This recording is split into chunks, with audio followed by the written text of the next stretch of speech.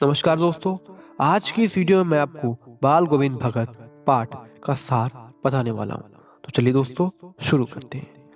बाल गोविंद भगत लगभग 60 वर्ष के मझौले कद के गोरे चिट्टे व्यक्ति थे। उनके बाल पक चुके थे, मतलब सफेद हो चुके थे, और वो बहुत कम कपड़े पहनते थे।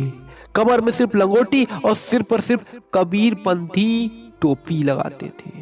वह कबीर को ही अपना साहब मानते थे, उन्हीं के गीतों को गाते थे और उन्हीं के आदर्शों पर चलते थे। वह कभी झूठ नहीं बोलते थे और सबसे खरा व्यवहार रखते थे। इसका अर्थ यह नहीं कि वो कोई साधु थे, उनका बेटा भी था और उनका पतोहू भी थी, मतलब पुत्र की पत्नी। थोड़ी सी खेती बाड़ी और एक साफ सुथरा मकान था। उनका सबसे बड़ा गुण उनका मधुर कंठ था। कबीर के प्रति अगाध श्रद्धा और प्रेम का भाव था। वे कभी किसी की चीज नहीं छूते थे। जो कुछ खेत में उगता था, पैदावार होती थी, वो उसे कबीरपंथी मठ पर भेंट स्वरूप रख देते थे और वहां से प्रसाद स्वरूप जो भी मिलता था वह उसी से अपनी गृहस्थी चलाते थे। आषाढ़ की रिमझिम में जब समूचे गांव में हल बैल लेकर खेतों में निकल पड़ते हैं लोग, और बच्चे भी जब खेतों में उछल कूद कर रहे होते हैं, उसी समय कानों में, सबके कानों में एक मधुर संगीत की लहर सुनाई देती है, और ये बाल गोविंद भगत की थी। उनके कंठ से निकली संगीत का एक एक शब्द सभी को मोहित कर देता है। तब पता चलता है कि बाल गोविंद भगत कीचड़ में लिथड़े हुए अपने खेतों में धान के पौधों की रोपनी कर रहे हैं। काम और संगीत का ऐसा संयुक्त साधना मिलना बहुत ही मुश्किल है। भादो की आधी रात में भी मेढक की टर टर से भी ऊपर बाल गोविंद भगत का संगीत सुनाई पड़ता है। जब सारा संसार निस्तब्धता में सोया होता है, तब बाल गोविंद भगत की संगीत सभी को जगा देती है। कार्तिक में बाल गोविंद भगत की प्रभातिया यानी प्रातः काल में गाए जाने वाले गीत आरंभ की जाती है, और माघ में दांत किटकिटा देने वाले भोर में उनकी अंगुलियां खजड़ी जो है ना, डफली के ढंग का होता है, वो भी जो है डफली बजाने के काम आता है, यंत्र है, उस पर उनकी उंगलियां चलनी शुरू होती हैं और वह गाते गाते इतने जोश में आ जाते हैं कि उनके मस्तिष्क पर, यानी कि जो सर है वहां पर जो है श्रम बिंदु चमक पड़ती है, मतलब पसीने दिख जाते हैं दांत किटकिटा देने वाली ठंड में भी।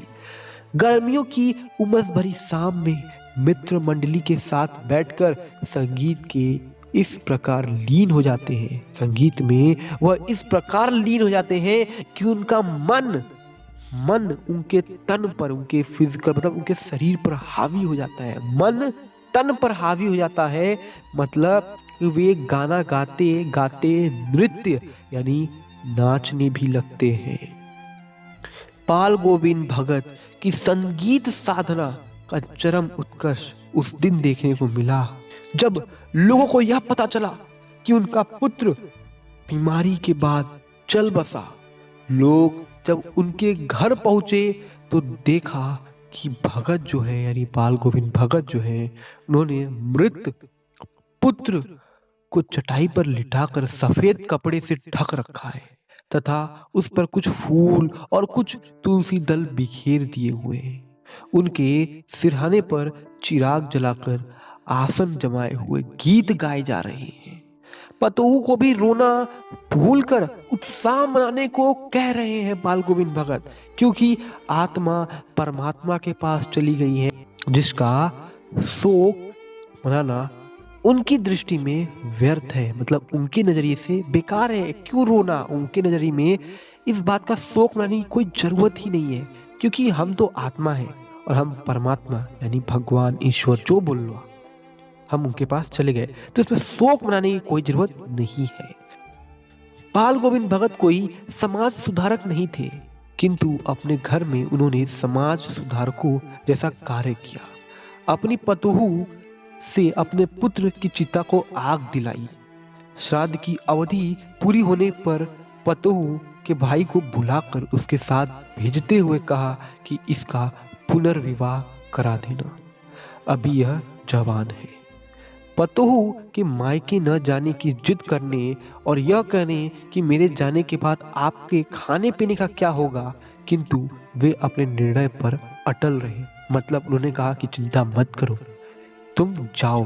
उन्होंने उसको जाने को बोला। अब क्या होता है दोस्तों, बाल गोविंद भगत की मृत्यु भी उनके व्यक्तित्व के अनुरूप शांत तरीके से हुई। मतलब अब वो भी मरने वाले हैं।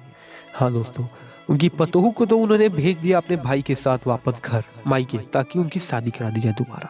लेकिन अब बाल गोविंद भगत की भी मृत्यु आने वाली है। करीब 30 कोस चलकर वे गंगा स्नान को गए और वहां साधु सन्यासियों की संगत में जमे रहे। उन्हें स्नान की अपेक्षा साधु सन्यासियों की संगत अधिक अच्छी लगती थी। वहां से लौटकर उन्हें बुखार आने लगा। जब वो लौट कर आए तो उन्हें बुखार आने लगा।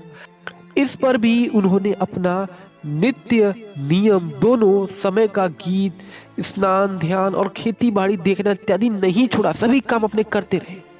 लोगों ने नियमों में ढील देने को कहा तो हंसकर टालते रहे और शाम को भी गीत गाते रहे, किंतु उस दिन उनके गीत में वह बात नहीं थी। अगले दिन भोर में भगत का गीत न सुनाई देने पर लोगों ने जाकर देखा तो वह स्वर्ग सिधार चुके थे। दोस्तों मतलब अब वह स्वर्ग की ओर चल चुके थे, अब वो यहाँ से जा चुके हैं। उनका भी जो आत्मा है, मतलब हम तो आत्मा हैं ही हम सब, वो जो है अब परमात्मा के पास जा चुके हैं। तो ये है दोस्तों बाल गोविंद भगत पाठ का सार।